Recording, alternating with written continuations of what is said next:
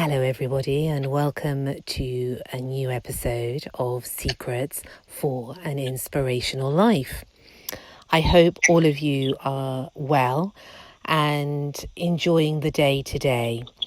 Today we have a rather wonderful guest, and I really have the pleasure to introduce the ever eccentric Lord Chalkwell, otherwise known as the delightful Nick Payne, entrepreneur, filmmaker and business guru, amongst many, many other things, which I'm sure he's going to talk to you about.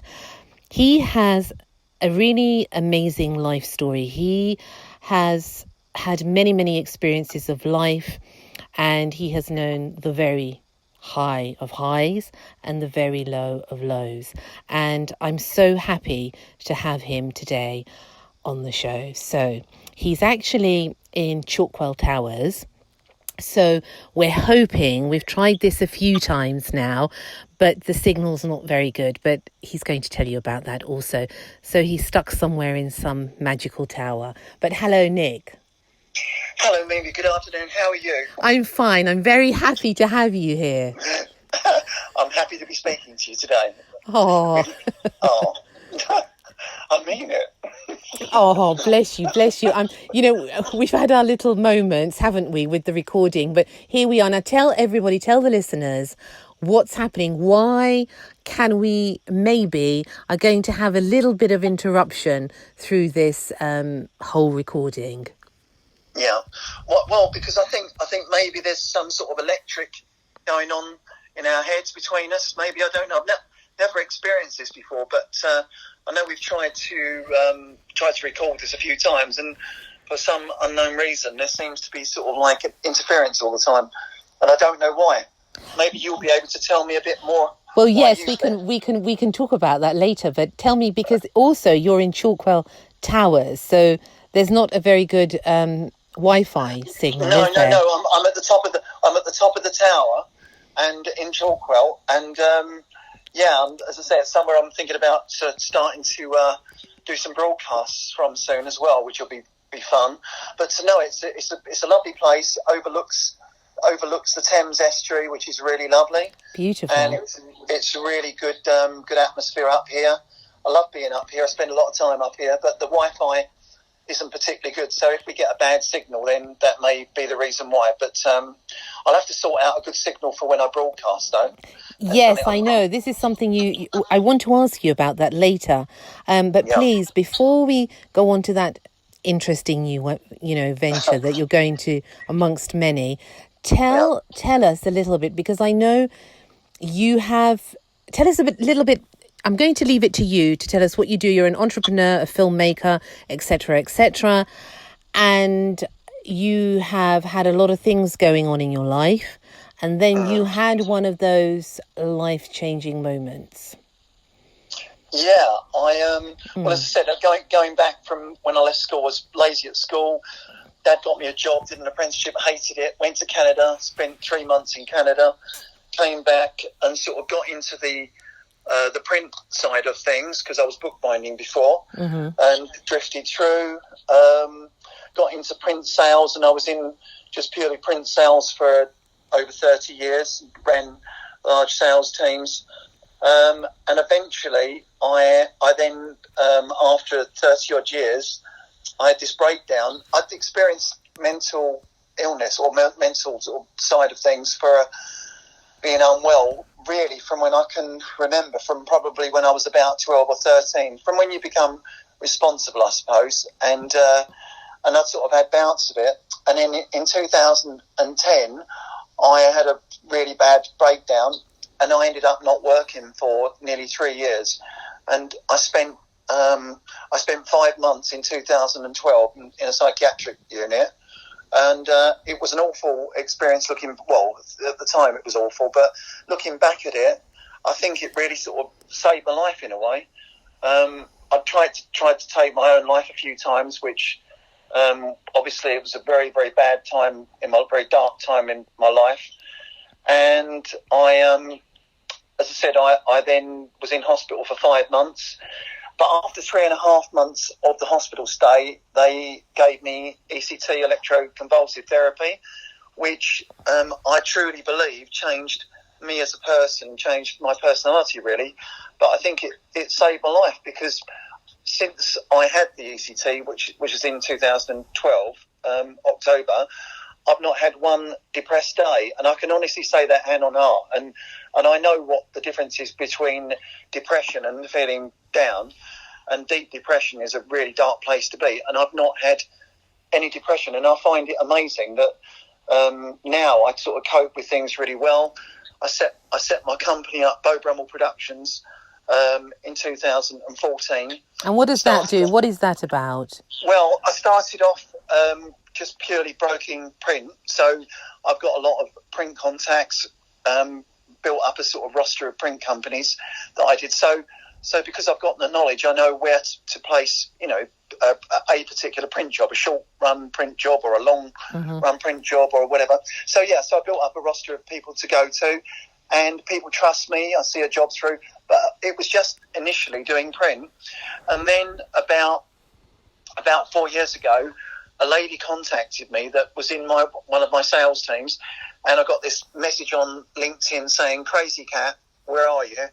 And and so I she knows you well then. She does know me well, yeah. Alicia, she's absolutely lovely. Alicia, she's a lovely girl, and she contacted me. And what it was, they needed help. The company she worked for there was only 3 or 4 of them in the company. They needed help converting sales and going out on the road. And anyway, I went on a consultancy basis, and sort of started selling design services for them. But then I didn't realise, but his wife, Edward's wife, he's her boss.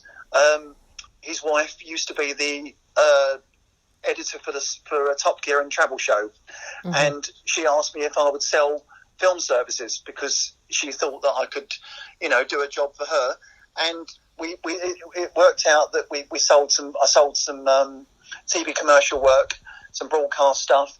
And I loved selling film services. So then, after about 2 years ago, I decided not to consult for anybody anymore, and just to take the bull by the horns and do it all myself. So now I broker print services, and also I buy in film services for website films, all type of film work, really. But I'm developing that side of it now, and I just love it. I really love the film side. And so I also offer all different types of creative things. I think if you can sell, you can really sort of sell anything. And as Richard Branson said, if you pick up a project that you're not sure about, then take it on and find out how to do it. And that's sort of what I do, really. Yeah. I love that saying, actually. That's one of my favourites. You learn as you go along, and don't miss an opportunity, because in life, opportunities usually only come around once, I think. I don't know whether you actually believe that as well, Nick, but sometimes it's one of those things that life is showing you that it's time to take that chance in life. Yeah, absolutely. And it's never too late. As I said, going back to when I was ill, I was 53 then, and a lot of people maybe would think, well, I've had my time. I was earning a lot of money when I was employed, and maybe people would have said, well, that's it now. I've had my time, but I've got an incredible drive, desire to do things, and I never saw it as an obstacle, so I just did it. I'm lucky, really, because I've got, as I said, this drive. I think this comes from, I've been diagnosed with bipolar, and I think I've got bipolar, but the upside of it is this drive, and that's what really gave me the impetus to do it again after. And I'll never lose that. As long as I can work, I'll always want to work, and just love the opportunity to meet different people. And it's meeting up with different people is the thing that I love. Unfortunately, my work now isn't really as much as sort of physically meeting people as it used to be. But when I do get the opportunity to go out and meet people, I love it, and people seem to like working with me as well. So it's good. And Nick, before you had this episode where you ended up in hospital, If you try to compare your life then to your life after that episode, tell us a little bit about how you felt before and during and after, because I think it's important to know that there is hope after things that happen to us. You know, tragedy can befall us and all sorts of, you know, things in life can happen. But tell us a little about, did you feel that you had to change your life before this happened? Well, I knew that I couldn't carry on going on the way that I was, because it was just too much. I mean, I never really used to think of anything other than work. It just was consuming me completely. I mean, before I went into the National Health Psychiatric Hospital, I went to the Priory, and which was a wrong thing to do. But anyway, I went there. They should never have really taken me on because I was too unwell. But anyway, I had to answer a questionnaire, and it was saying about how I felt, how I filled my days and things. And all I could think about was work. That was all that I could think about. I mean, I had a family, and, you know, obviously things went on with my family. You know, we had a good life, but I was just totally consumed with work. So I knew that I didn't have any balance, you know, work and life, and I didn't have any balance. I was just literally focusing on the work. So I knew that I had to change, and what I did need was a complete rest from everything. And I didn't, as I said, I hated being locked up for 5 months, essentially with what happened to me in 2012. But when I look back at it, I needed to do that because I needed to come off of the treadmill completely, and really, you know, I wasn't really knowingly evaluating it all, but I guess I was at the time. And then when I came out of that, I think what the ECT did, I can only I think it rewired my brain, because I don't think the same way anymore. You know, I have time for things now, and I can juggle things around so much better. I wouldn't have survived 6-7 years ago before the breakdown. I wouldn't have survived like I have now. You know, I've had my marriage break up. You know, my dad died soon after that. All these things, you know, I had to rebuild my personal life, rebuild my business life, and I couldn't have done it before. So I do think the ECT was the thing, for me anyway, that changed me. I do, yeah. And now, as I said, you know, I run, you know, it's not rocket science, but run my own place. Mm-hmm. You know, I make all my own decisions. You know, my wife, before Linda, still married, but we're not together, obviously, but she sort of did lots of things for me. And now, obviously, I do all the things myself, you know, make all my decisions, and you know, and I think before as well, I would have been worried about taking certain risks and chances, whereas now, you know, it'll be calculated, but I'll take chances now, you know. Different chances, do you think? Yeah, different chances. Yeah, I'll look at something and I'll think, yeah, that's what I want to do, you know, and I'll have the courage of my convictions and I'll do it. Whereas before I wouldn't. I mean, don't get me wrong. I used to push the envelope out, and as I said, I was a good salesman. I'm not trying to be humble, but I wasn't good at much. But I was a good salesman, good communicator, and as I said, yeah. Now I feel I'm a good all rounder, and I've got this this complete belief in myself now. And that is honestly, that is the truth. And before, I didn't have that belief in myself. People used to say, "Oh, you know, Nick, you got so much confidence, you got this and you got that," but I didn't actually, within myself, feel that. But now I do completely. I've got this unbelievable confidence and belief in myself. And where do you think that came from, Nick? I think it was always there. Mm-hmm. But I just think that, I don't know, I just held back, and I didn't have, I don't know, I just didn't have the faith in myself before. I think, I know I'm going back to the ECT, but I think that my brain something needed to happen, and I think that was the thing that changed me.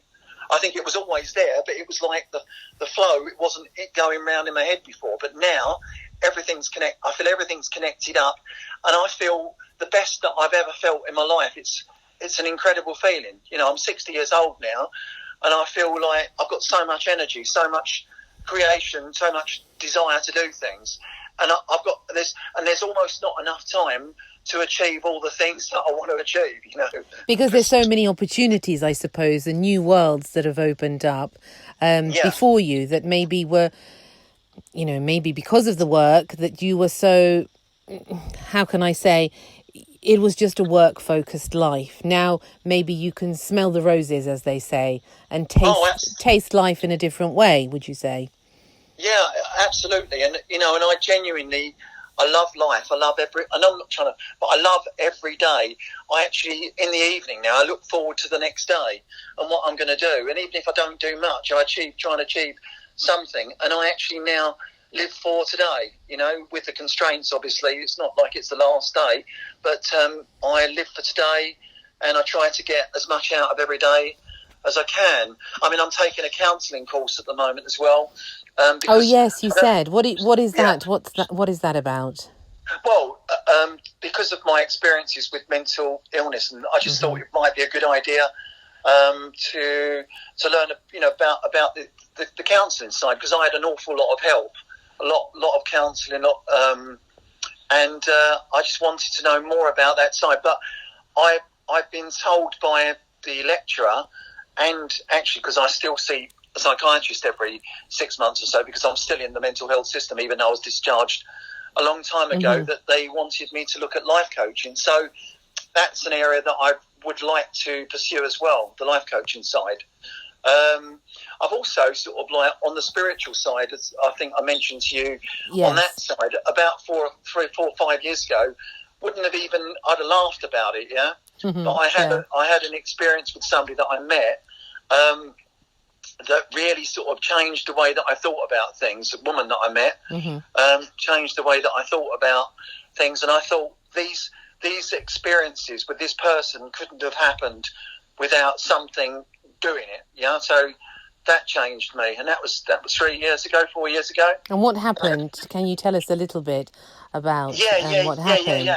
Yeah, well, I went out to France to my friend Brian Gower, my old friend Brian Gower, and him and his wife Kim had a golf course there. They sold it a couple of years ago, and I flew out to Bergerac, and my friend said to me at the time, "Shall we go and have a pizza?" And there's this little tiny place called Ame, and I said, "Yeah, that would be great." Well, when I was at the airport, I put that I was flying from Stansted to Bergerac, and some people, you know, like things on Facebook and whatever, and I'd noticed this. I won't name a name, but I noticed this particular lady had been liking some things, and I went out to there, and we drove to Ame, and we pulled up, and it was heaving because it was the beginning of the sort of summer season. It was April, and it quite far south in this, you know, down in France, in Aquitaine in France, and my friend asked if there was a table, and the waiter said, "I don't think so. I'll go and have a look." Anyway, he came out and he said, "Yeah, I've got one table left." And it was anyway, we walked in there. It was a tiny table, and I sat next to this young lady, and my friend sat next to this other lady. And my friend said bonsoir, and they went bonsoir, and we'd come out of this quite heat, you know, from heat outside, and I went, "God, it feels a bit cold in here." And she went, "You're Lord Chalkwell." And I went, "Well, as a matter of fact, I am, right?" And I mean, of all the chances, of all the places in all the world, and I couldn't believe it, yeah. And then her and I started talking, and then she knew I liked music. This was a month or two after I was at home, and we made a phone call because we exchanged numbers. And she said, "If there was a piece of music, what piece of music would you say would be our song?" And I said, "Well, this song I was thinking about called Home Thoughts from Abroad," and it's a really old song. And then when we put the phone down, she phoned me back and she said, "How did you know she was from Worcester?" And I said, "I didn't know that."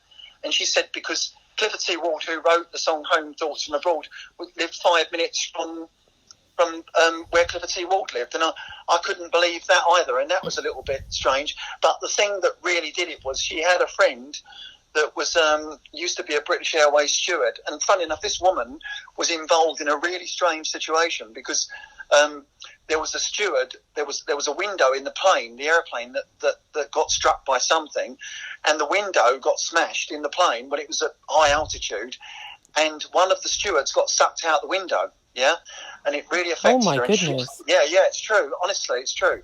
And anyway, but this woman was a friend of this lady. I won't mention this lady's name that I met in France.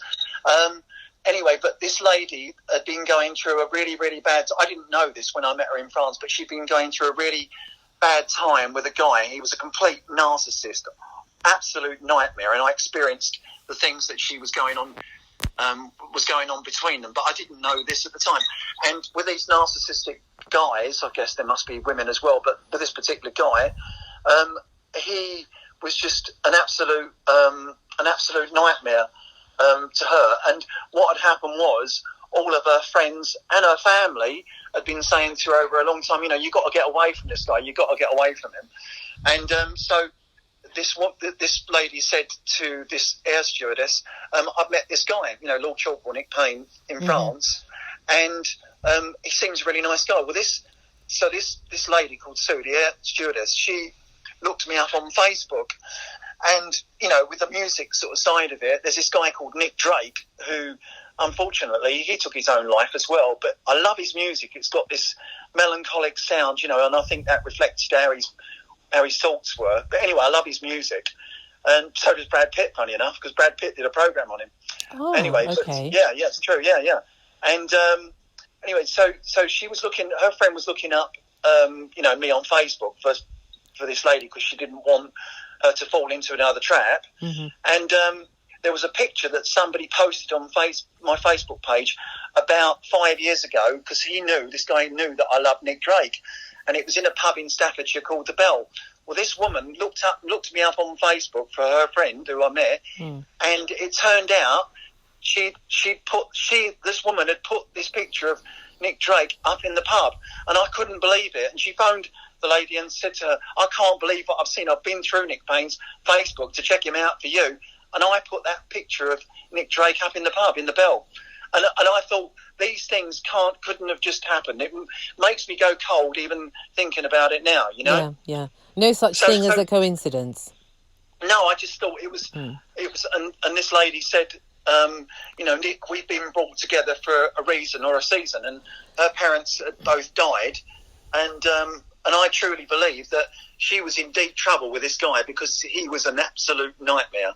I got him. I actually told her to get him arrested, which she did. But then his parents phoned up the police station and was begging for him, and she said, "Oh, I'll drop the charges." But he was an absolute nightmare, this guy. Anyway, but that experience really made me sort of think about the whole thing, and I thought there must be something in this spiritual thing, And would you say that you were always a spiritual person, but you'd hidden from it, and this experience, I don't know, made you awaken to that? Or do you think this is a completely new thing for you? I think for me, at the time, it was a completely new thing. I didn't even think about it. And as a child, did you ever have any of these types of experiences? No, I didn't. But I always felt different. I don't know whether that was because of I had some, this bipolar going on then that I didn't realise it. But I always felt different. In what way? In what way? I can't explain it really. I just felt that I was different. That I was. I can't explain it. I can't explain it. I used to look at other kids and all that and think I'm not the same as you, but I didn't know what it was. I can't really elaborate on that. I just didn't feel like normal, if you like. Yeah.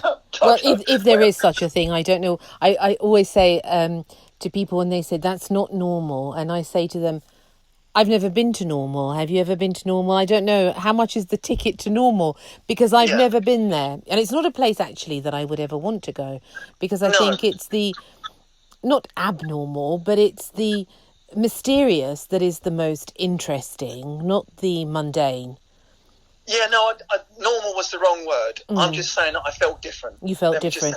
I felt different. And is it something that you're experimenting, or is it something that you're looking, I know that we spoke earlier, and it's something that you would really like to get into more? Because I think when we go through these life-changing experiences, it does change us on a profound level. Yeah, absolutely. And yeah, with the spiritual side, I would like to pursue that. I mean, it's something I'm really, really interested in. And so I'm definitely going to pursue that after. I'm sort of looking at things now, really. I even feel in this house there's like an energy. I can't explain it. That I feel that in this particular house there's things going on and sometimes, and I can't explain it. I mean, this is quite an old building that I live in. It was converted into residential in about the year 2000, I think it was. But it used to be an old factory, funny enough, and there's three of us in the same building. But I don't know what went on, but certainly I do feel there's things happen in this house. There's noises. I know everybody gets it, but when you just feel there's things that it just feels like it. Like an unusual place, It's a very quirky house I live in as well. It's a very, very quirky looking house, and but you like it. But you like it. Oh, I love it. I love it here. It's just very me. I'd say really. If somebody got to know me and they came here, they'd know what I meant. It's very me. It's a very unusual place, So it sort of fits your personality. Yeah, I would say so. Yeah, definitely. And it fits your energy. We're drawn to those things. I think we're drawn to the things that are similar to us and the people that are similar to us. There's some sort of a calling towards certain people and towards certain places. And sometimes it's not explainable, is it? No, that's right. And I mean, I would say over the last 3 or 4 years, I've come across some really like-minded people. It's really fun. I don't know. I mean, obviously, when you're in a relationship and all that, I suppose you're not out there really as much. But since I've sort of been on my own, I've met up with some really, really like-minded people, and it's quite refreshing, really, because you tend to think that it's only you that's like you are, but there's not. There are other people out there, that are like-minded. So it's been a great sort of journey, but especially, I mean, I had a great marriage life and whatever, and that was good. But as I said, I suppose it's like a new chapter for me now, and I'm meeting up with these different people, and I'm loving it. I'm absolutely loving it. And people like to, people do tend to like to be around me as well. And I'm certainly very gregarious, and I love to go out, and I love to sort of like experience different things, So it's all good. I can't say how much I enjoy my life now, Which is it is a miracle. It is a miracle because what you've been through and what you've come through to where you are now, it's miraculous. Yeah. Well, I don't think of it as miraculous, but I think that when I look at it, getting overcoming that period of time, as I said, it was when I was in my 50s, and I've got through it, and I'm in such a good place now. I've got 2 grandchildren as well. I love them to death. And when my own 2 girls were young, and really, I mean, I never really spent much time at home. I was always out. Everybody wanted to go out in the evening, to be entertained, and that's what I did. But now I've got my 2 grandchildren. I actually see them growing up, and to me, that is just, I know, it's amazing. And they love me. I see them on FaceTime and whatever, and they love me so much, And also, what is also lovely, the other day, actually, it was Linda, my wife, sent a letter to my daughter, Nancy. It was a letter that Nancy had written about me when it was about 15 years ago. 10 years ago. It was about 10, 11 years ago.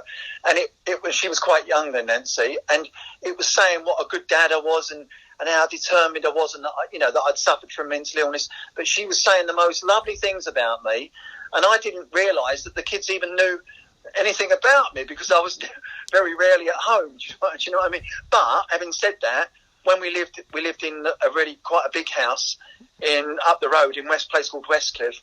And all of the school friends used to love coming to our place because there was always music being played. When I think back, loads of music, loads of fun.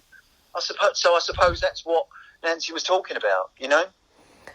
I think that we underestimate that children don't realise things and don't comprehend things. But really, children, you know, if we look back to our own childhood, there's so much that we comprehend as children that in a very simplistic way. And Yeah. that's usually the best way. So I think a lot goes on in children's minds that we can't, you know, we have been children, we have been there, but we can't really understand what they understand. So I think No. it's beautiful that, you know, that she had such a high view of you, really.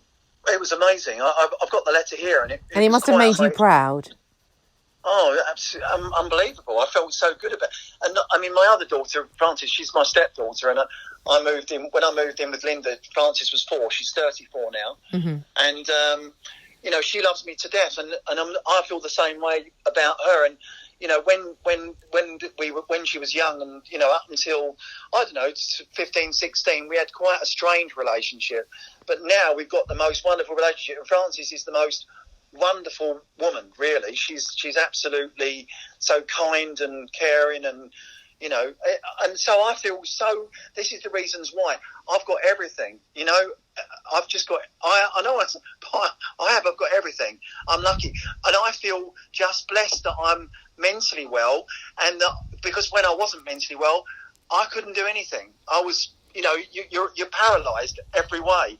Now I've got the freedom, you know, even though we're locked down, I'm sort of used to it, you know, because I had that time in the hospital. But now the fact of even being able to go out and exercise, you know, to me, that's just lovely. So, as I said, I just feel in such a good frame of mind, you know. Blessed. You are, and you are truly blessed, and we are truly blessed. And Yeah. I think that maybe the difference is, and the rare thing and the most, you know, precious thing is that you actually have a strong gratitude for these simple things, these beautiful things, you know, with your family, for being alive, for being able to explore new things. And it's this gratitude that really changes the perspective of our life when we are truly grateful for what we have.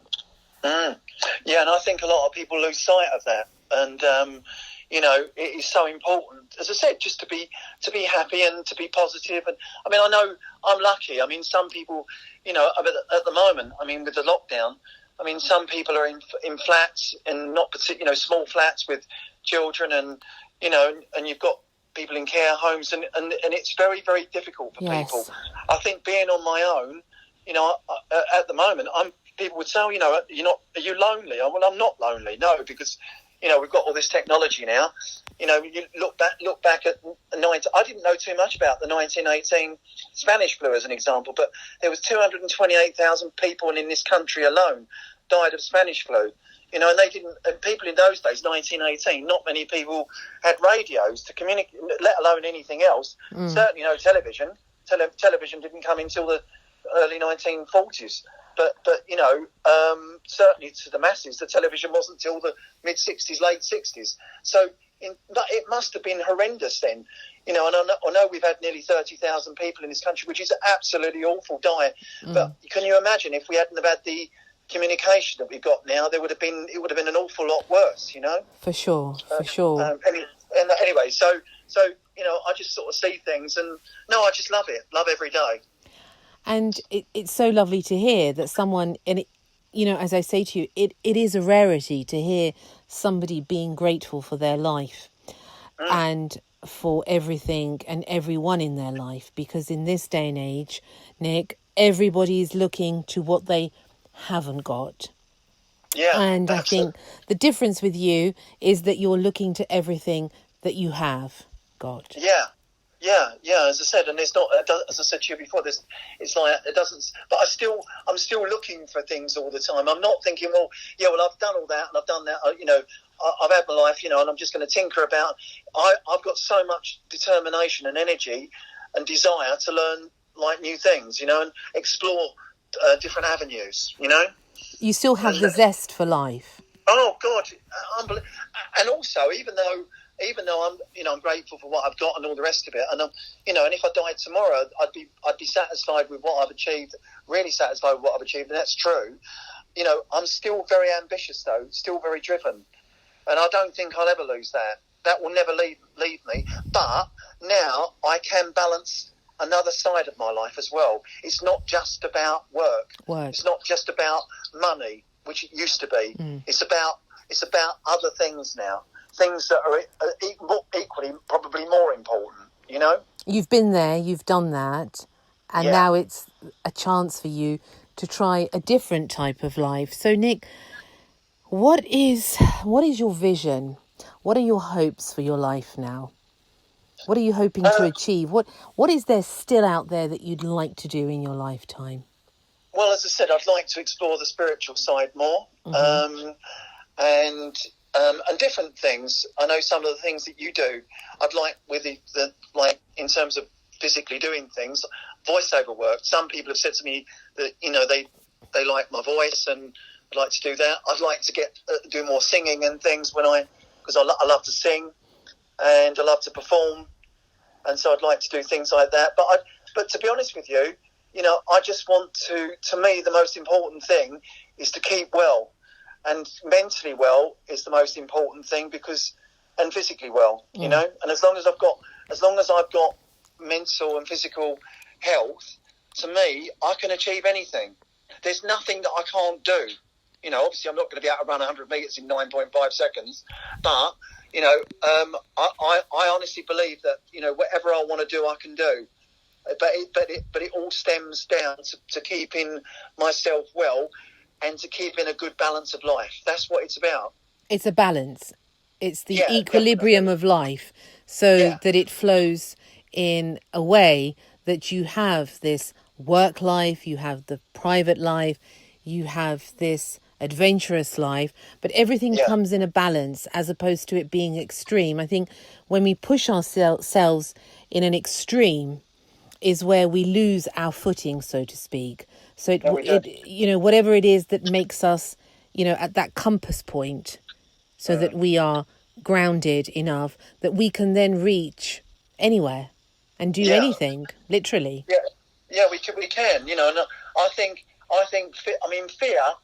fear is the thing that holds people back. Yes. Fear of failure, and fear of failure is just a terrible thing. And I used to have it. But I don't fear failure anymore, and I think you've only failed if you don't try to do something. If you don't attempt something, or if you attempt something and it doesn't work out, you haven't failed because you've tried. And a lot of people are frightened to jump off the diving board because they don't think there's any water in the pool. Unless you don't, if you don't try, you'll never know. No, you don't. You don't. It's important. I don't. When I go to a meeting, I honestly believe that I'm going to be succeeding in the meeting. I go along, and being tall as well. I'm quite tall, and a presence, and I'm not saying I'll take over the meeting, but I think when I walk in, and I've got my own fashion style as well. I do tend to sort of have quite an unusual. Well, I say unusual. It's not for me, but it's a bit different. So I go in and it's rather fancy. I have to say, it's rather lovely. Oh, you're too kind. And it's true. It is. I'm going to say to the listeners, when they look you up, when you give all your details at the end and have a look, it's very stylish and it has this unique style about you. And this is what's wonderful, to accept this uniqueness of ourselves. And I think that's what you do. Yeah, I'm just me. That's the way I am. My dad was very dapper, but he wasn't like a dandy dapper. He was more of a my dad was a Grenadier Guard, and he was very stylish, very, very, very dapper dresser. My grandfather, his dad, was a musical performer. He used to perform at the Hackney Empire in London and a few of the other music halls. I didn't know that until 10 years ago, and my granddad died 1972. I was 12, but I didn't know that about my granddad, and I think that that sort of. But he was very, very sort of. Dandy. He used to. I've got pictures of him with spats on, shoes. Oh, lovely. And top hat, and he was a very unusual character. in actual fact, I've got a friend of mine that does the genes side of things, and I'm going to look. I want to go more into my granddad's life as well, to find out more about, because my granddad was born in 1890, believe it or not. Goodness and, me. So I want to find out more about him. That will be an interesting adventure. Well, I'm looking into it, because he was obviously in the First World War, and I know he had medals from the First World War, but I don't know what he did. So I need to know.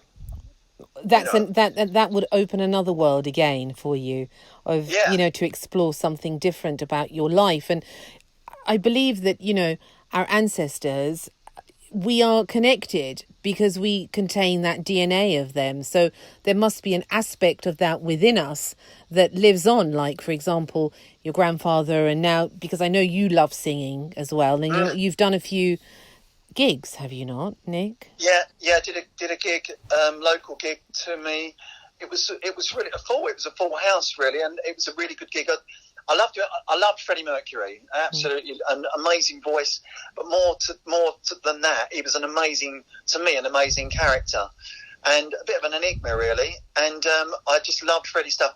And I've got, people say I've got a good voice and whatever, but I love performing. So I want to do more of that. That's something I definitely want to do more of when this lockdown situation's over. Yeah, I've got to focus more on that. But there's just so much to do. But that is certainly probably one of the most important things that I'd like to do. Yeah. And you also mentioned, Nick, that you're going to start a radio show from Chalkwell Towers. That's something that you're planning to do. Yeah, me and one of my friends, she said to me about, be great to do a radio show, because she's quite a character as well. And so we're going to be broadcasting from Chalkwell Towers at some point. I've just got to find out whether I need to get a license or whatever. I take it that you do. I'm not quite sure, but it's an idea that I definitely want to pursue. It's a great atmosphere at the top there in the house, and and a lot of people sort of know me around here as well. And I guess it's just really, I like to sort of make people laugh, and I'm a bit of a joker as well, and she is as well. And I think we have a lot of banter, good banter. So we're gonna start this radio show broadcasting from Chalkwell Towers, my house. Yeah, which would be great. That sounds great. You'll have to come back on again and tell us about it once you've set it up, because we'd love to hear about it for sure. I will do. I definitely will do. No, it's just something I want to do. So she suggested it, so I just thought, why not? No, it's good for you. It's a very inspirational story. Really, when you look at where you've come from, sort of mentally, and we all have our issues. There's not a person in the world that doesn't have their own, issues. That's the state of humanity and the frailty of, the human soul. But from how you were to this transformation in the middle of your life, and to where you are now, to have this zest for life, what inspires you, Nick? Who inspires you? Well, what inspired? No, nothing in particular. But I just love, as I said, people that go out there and do it. And as I say, I love like entrepreneurial spirit. I love just as I said, people that are not fazed by things. I mean, even people are slagging off Richard Branson at the moment. But people like him, where I know he came from a wealthy background, but he had to sort of form the Virgin himself and do things. And people like that, I love success. And there's a lot of, in this country in particular, there's a lot, when people fail, I think there's a lot of people get a lot of pleasure from other people failing. And I don't. I love people to succeed, and that's what I like. I like triers. I like people that try and make an effort. That's what inspires me, really. And that is something that you certainly do. Yeah, well, I do. Yeah. You do. I mean, it's a fact. I mean, you have such a passion for life, And, that's why I really wanted you on the show, because this passion and this drive and this whole eccentric personality that I love, because it's so individual. And, in a world, I had a few guests earlier on, and, we were talking about the world is always trying to make you the same as everyone else, but it's not about that. It's about being different and embracing it, celebrating that difference. And it's your difference, it's your uniqueness that can change the world. Well, yeah. I mean, just a question to you. What inspires you, as a matter of interest? Because you're a very interesting lady, and I'm not that interesting, Nick. I think you are. Let me be the judge of that, darling. Okay, darling. Okay, darling. So what inspires you? Maybe what inspires you, or who inspires you? Well, you know what? I've always, as a child, been very like yourself, very different. I've always felt different, and I've always liked the mysterious and the magical and the mystical of the world. And it's that inspires me, this subtlety that we were talking about earlier, this subtle world that is around us, the beauty of nature, the beauty of people. When I look at people, I try to, the first thing, we were having this chat before, and it's like, I look at people's eyes, they say it's the window of the soul. Right, and then I look at their shoes, and that's just me, because I have a shoe thing going on. But I am the same. Yes, I know. And it's the eyes, it's people. People inspire me. It doesn't matter who they are, what they are. But if they are, living their life amongst adversity, and, they could be suffering, but they're still trying, because, with my clients and with the people that I've met around the world, because I travel a lot, the one thing is the endurance of the human spirit. How, no matter what, if you look at this crisis that we've all been through now, and we're still, hopefully, God willing, trying to get out of it, it's this endurance that the human spirit is really the most powerful thing. Yep, I agree. And love inspires me, because I think we are all beings of love. And if you love and I love and that person loves, and if we reach each other with love, then that is, for me, the ultimate inspiration. Yeah, it's true. As I said, and this... And you brought it up with this situation at the moment. I mean, we're seeing so many inspiring things, and one of the things I love is the fact that the air's cleaner, the pace is slower, and people are actually contacting people that they go, oh yeah, I must contact so and so, but they never get round to it. And I think there's an awful lot of good come out of this as well. Yes, I know you agree with that. I do agree. There's a lot of good. I know there was and is a lot of, sad events, and people lost their lives. Absolutely. We know that, and it's something that, words fail me with regards to that. And looking at the people that are left behind now, it's time for us to really reach inside of ourselves. And, in the olden days, and actually even now in some places, I was in the Sinai a few years ago, and there were hermits there completely on their own, and they go into seclusion. And this seclusion of the world as we know it, it is like a huge spiritual and physical seclusion. And people do it, spiritual people do it in order to gain some sort of insight and a further insight into their own soul. So I do believe that there is this huge seclusion that has gone on, that we will emerge as better people, and to look more into ourselves, into how we can help mankind, how we can be more useful to people and reach out to people with love.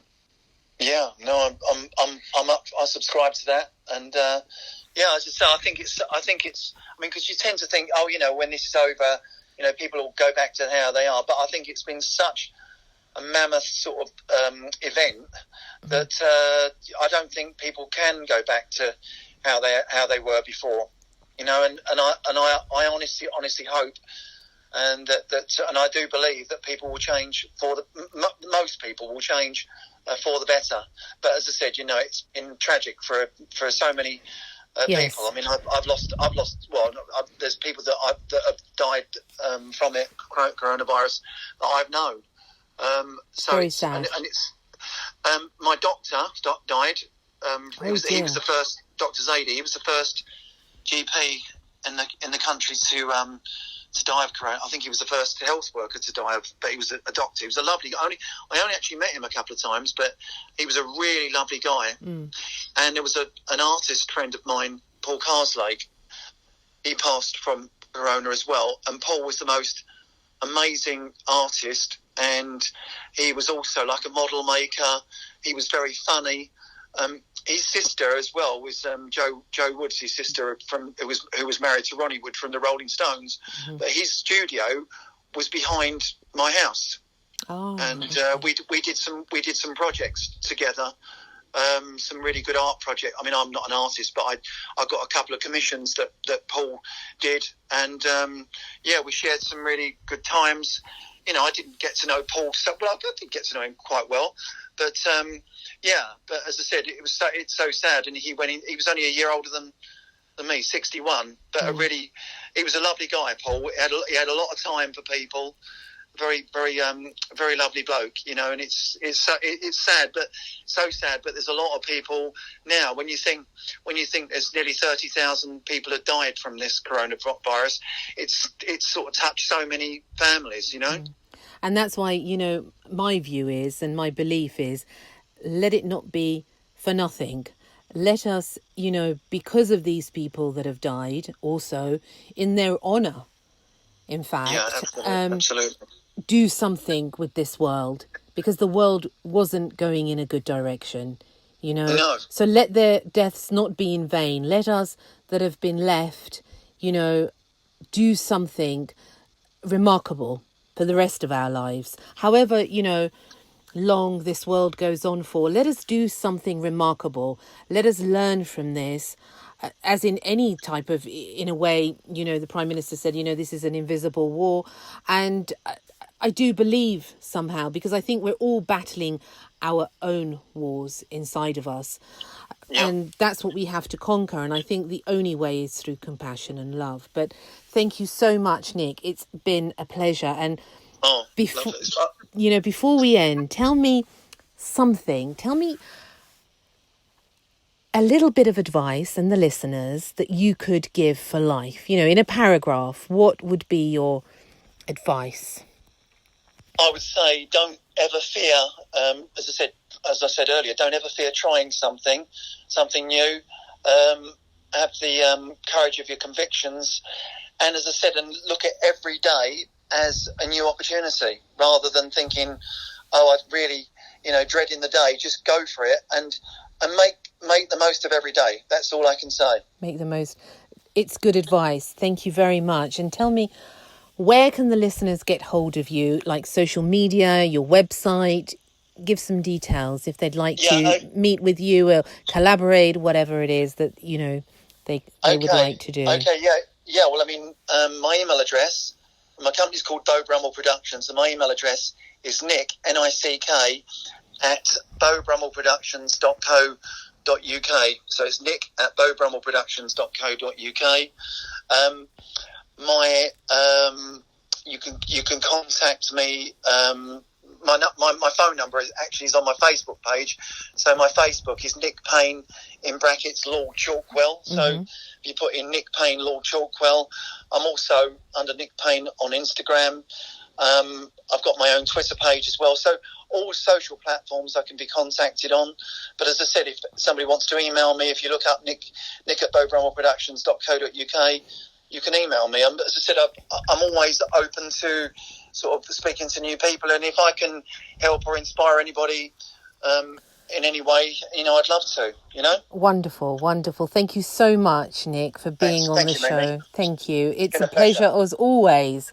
and, you know, a very inspiring story, and something really for people out there to realize that every day is a new opportunity and not to give up hope. But thank you so much. And I hope to hear from you again on the show when you've set up your radio show and all of that. I would love to hear about that. Oh, you will. Yeah, but thank you very much, Nick. Thank you, Mimi. Thank you very much. Thank you. Thank you. Bye-bye.